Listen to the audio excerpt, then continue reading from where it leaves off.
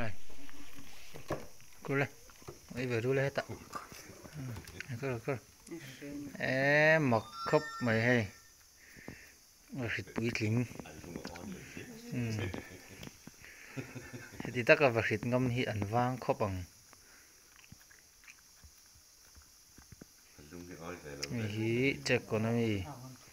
Tôi biết cả vashit khói nè. Thì hiện in chung mà đủ to cái này ngâm khói thấy vậy cả. Mặc khóc mày bỏ nán chuột thì phải lâu thùng in chung ngay nó đấy rồi hay.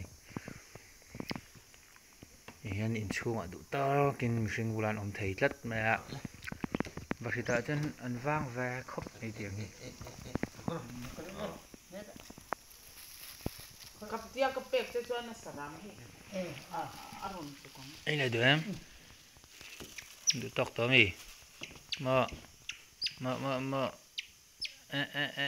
lung oi vắt lâu mì. Mà lung oi vắt lâu mì.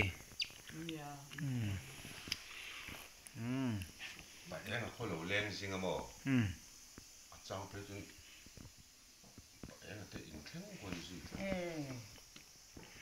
Nó cũng ngay phải là ngay của mồ. Mặc khóc mấy vashit. Yang em ăn ngâm thấy hi.